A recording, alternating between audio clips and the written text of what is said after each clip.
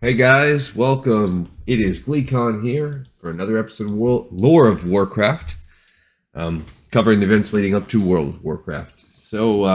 We've recently, in our third chapter of Chronicles, been spending a lot of time um, covering what happens to establish Pandaria as we know it, and it looks like we've got some more of that coming up with Thunder Falls. Considering we've been dealing with the Thunder King, could this be a title that's indicating he's going to be defeated soon, and we're going to continue with Pandaria? Let's find out. While Lei Shen consolidated his empire, the tol'vir guarding Uldum struggled to endure the curse of flesh. The malady had spread throughout their ranks, slowly weakening the Titan Forged. All the while, the tol'vir waited patiently for word from Highkeeper Ra, or his mogu, servants in the east. And I believe the tol'vir are the cat people. Eventually, the tol'vir received a summons from a mogu leader calling himself the Thunder King. They had heard nothing about the rise of the Mogu Empire. Curious, the tol'vir dispatched ambassadors to the east. When they reached the edges of the Thunder King's domain, they were stunned to see how advanced their Mogu cousins had become. In some instances, the Mogu had even managed to reverse the curse of flesh. Lei Shen warmly greeted the tol'vir and showed them the wonders of his empire, from the immense serpent's spine wall to the gilded imperial palaces of the Vale. The tol'vir were shocked at the deplorable treatment of the mortal races that had been enslaved by the Mogu. Even so, the tol'vir were not stirred to action. Their prime concern was the protection of the keeper-wrought machineries in Uldum. The Thunder King wholeheartedly agreed. The works of the Keeper, such as the Forge of Origination in Uldum, were of utmost importance, and so Lei Shen announced he was claiming them as part of his empire.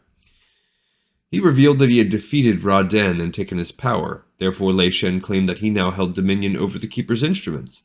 With the engine of Nalak Shah and the Forge of Origination at his command, he could remake Azeroth as he saw fit. As fellow Titan Forge, the tol'vir would ascend to a place of honor in the Mogu Empire, but Lei Shen would be at its head, now and forever.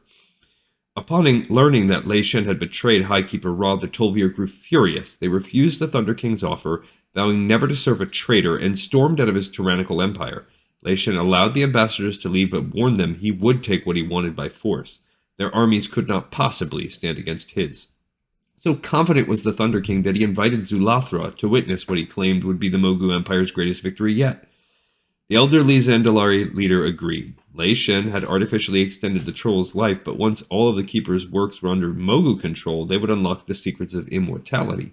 Almost all of the highest-ranking Zandalari leaders accompanied Zulathra as an honor guard, also expecting to return to their capital of Zuldazar with the gift of eternal life.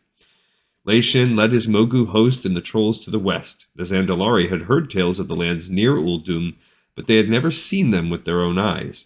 Pristine lakes and waterfalls dotted the region's lush jungles. It was a paradise teeming with undiscovered life and wonders as far as the eye could see. This makes me think, based on the location of where Uldum is, that this is how some of the trolls are getting near Tanaris and the, well, they're not really in Ungoro Crater, but yeah, in that region there. The full might of Lei Shen's empire trampled over the land, stopping just short of the monolithic pyramids that compose the Keeper's bastion of Uldum. Only a small group of tol'vir emerged from the fortress to resist the Mogu. Lei Shen mocked their numbers, for he knew that he alone could crush them. Indeed, the tol'vir had known that defeating the Thunder King's forces in battles was impossible. As Lei Shen had marched toward Uldum, the Titan Forged had prepared a final defense, the Forge of Origination locked beneath the fortress. Rather than using it to its full potential, which would eradicate all life on Azeroth, the tol'vir had configured the Forge of Origination to scour only the nearby land. Oh, are we about to find out how Tanaris got made? As Lei Shen led the charge, gloating in his impending victory, the tol'vir activated the weapon. Deep within the earth, the device rumbled to life. The earth heaved and buckled as waves of force erupted from Uldum, bathing the surrounding land in the energies of uncreation. The tol'vir defenders and nearly every other creature on the surface of Uldum that day died instantly. Creatures all across Kalimdor witnessed the flash on the southern horizon. When it subsided, Lei Shen and his allies were no more. The unleashed power had also purged the area around Uldum of almost all life, leaving only a cracked and barren desert behind. Pockets of plant and animal life would slowly return over the millennia, but the vast jungle would never fully regain its vibrancy. So that's hence why Uldum has this Egypt desert type, and I wonder if that's also why Tanaris is the way it is. What is curious is, why was Uldum locked until Cataclysm. I wonder if we'll find that out at some point. The surviving tol'vir within Uldum worked to ensure that no one would ever again attempt to claim such power. They shrouded the few mountain passes that led into the region with magic. In doing so, the tol'vir effectively sealed Uldum off from the eyes of mortals. Found out immediately why we couldn't get into Uldum originally.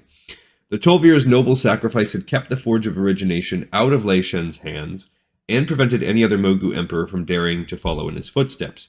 The deaths of Lei Shen and the upper caste of the Zandalari left a massive power vacuums in both empires.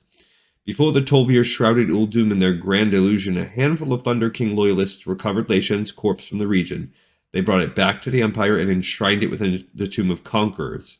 Yet with most of the Zandalari leadership dead, there was no one to revive the Thunder King. So that's why the Thunder King's corpse and everything is in the areas that it's in the Vale of Eternal Blossoms and off the coast of the steppes. I wonder, I didn't really know there was a whole Zandalari destruction thing of their leadership as well, but I don't know if I paid as much attention to lore in BFA. A succession of emperors followed Lei Shen, but none would ever wield as much power as he had. The Zandalari, too, spent generations attempting to recover from the losses at Uldum. The catastrophic event had struck a mortal blow to both empires. Neither would ever regain its former glory. And in time, both would crumble and fall. Which is, I guess, why you see in Pandaria, the Mogu are just kind of scattered around. They're still evil and they still suck, but they definitely don't rule anything. And the same thing with the Zandalari. They're what was the most powerful. That's probably more interesting from a political standpoint. The Zandalari was the most powerful of all the troll tribes, and now they've been relegated to whatever small spot they were in their capital on the Broken Isles. And here we have an image of the Titan. My page is kind of cut off here. I tried hard, but I think that title was a little lower than some of the others. Let's see what it says. The Titan Forge Stronghold of Uldum looks like after they used the Forge of Origination to go crazy on everything. It's always been a cool zone with the Egypt theme. All right, guys, it was a pleasure. In this new format, I don't know, I kind of like it a little better. We're going to see how it goes, but I decided instead of hitting you all with a ton of commentary at the end, just go with my commentary throughout. It's been a delight, as always, and I look forward to seeing you on the next episode of Lore of Warcraft.